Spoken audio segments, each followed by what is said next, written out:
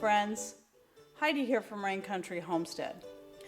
And today I'm going to show you how to replace the belt on your treadle machine. Now this belt is actually new. I just put it on about 3 weeks to a month ago, but I've been sewing quite a bit lately, and it can take a month to 2 months for the belt to stretch when it's new, and then you'll have to take it off, tighten it up, and then put it back on, and then it should be good for several years. My last one lasted me 3 years once I got it set where I wanted it. So you get your belt at a set length, and then it's you run it through and you figure out how long it needs to be. You cut it to fit. You punch a hole. I don't know if you can see that, but you punch a hole in one end, typically using a real small finishing nail and a hammer with a block behind it, and just hammer it through. And then you'll have this hook.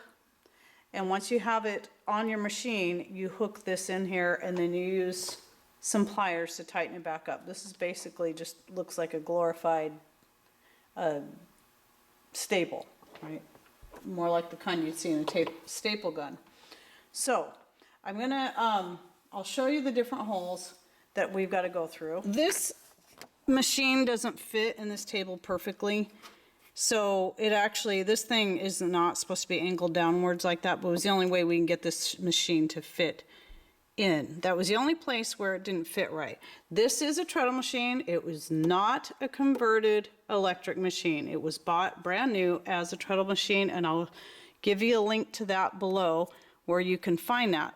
So anyway, so you'll have a hole here and a hole here. This table is an old table. It's antique, even though somebody along the way had painted it. I wish it was still the original color, but and then down here, let me turn this, I set a light up down here so you can see a little bit better. You'll have this, you'll have a loop here, and then there's one, I don't know if you can see it, there's one back here, right there. It's just like this one. And that's where it needs to go through, and then of course in the groove around this wheel here. And then it'll come up and then hook around this part of your sewing machine. If you have a vintage one, this thing here will be a lot bigger, but you should have a groove, and it goes in this outside groove. Okay? Hopefully I have that to where you can see that real good. So I know you're not going to be able to see everything without me having to stop and move the camera every time, but I showed you the top holes that are at the one that's towards the back of the machine, of the side of the machine there, or the back of the cabinet if you want to put it that way. It's easiest to go down through that one first. Now I'm not going to bother wrapping it around the wheel right now. I just want to make sure I get it around all these little parts and pieces here. And oops, I missed the hole. I missed the middle one back here. That loop that I was showing you. You got to go through that loop. So there's 4 holes you got to go through, and then make sure you get it around there, and then up through this hole. You see, I'm not putting it around the wheel yet. And then up through this hole that's closest to you, to the front of the machine. Okay, so now I'm going to bring this back up.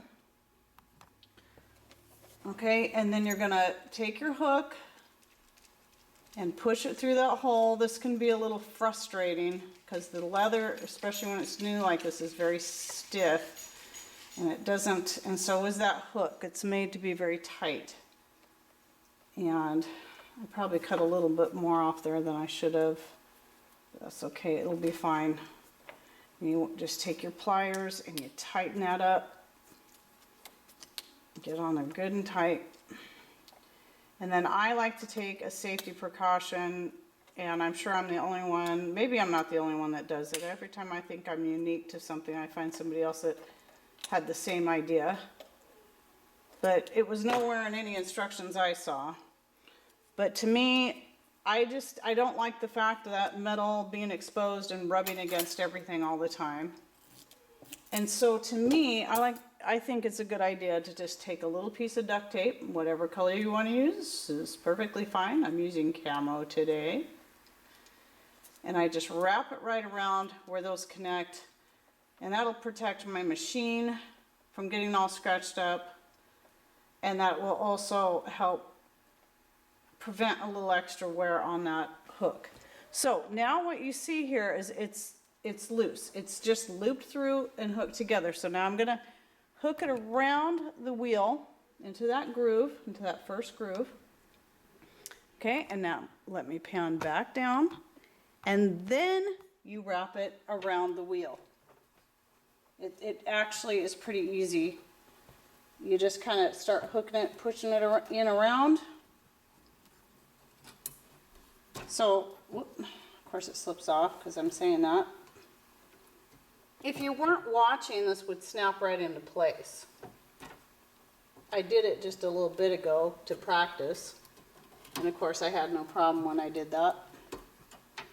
There. So it snaps right on. All right, so since I'm here, I'm going to try to demonstrate this again, how the feet work. I have my right foot forward. This is my strong foot. Now, if you're left-handed, you may have to switch feet. But my right foot's going to be the one that does most of the driving. But I'm going to push, as I get the spin up here with my hand on the wheel, up on the machine itself, I'm going to push forward, and then I'm going to push back with the left heel. Just like that. And try this again. So my strong foot's forward, my weak foot's back. I can't say for sure, but if you're left-handed, I'm going to assume you may reverse that. So it may be like this. But I spin, I turn the wheel with my hand on the machine itself as I'm pushing forward, and then pushing back with the back foot, with the heel of the back foot. Forward, back, forward, back, forward, back. Once you have the spin at the top, you just keep pumping.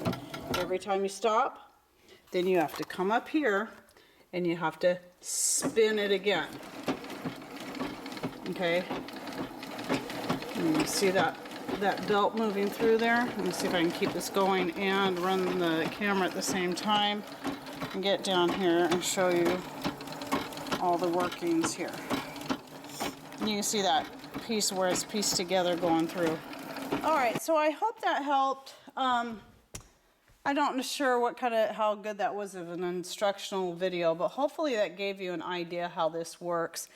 And I'm going to have to get back to sewing. I'm working on several aprons because I've got orders for aprons right and left, but I wanted to show you a few other things. So again, this machine, this is a Genome Treadle.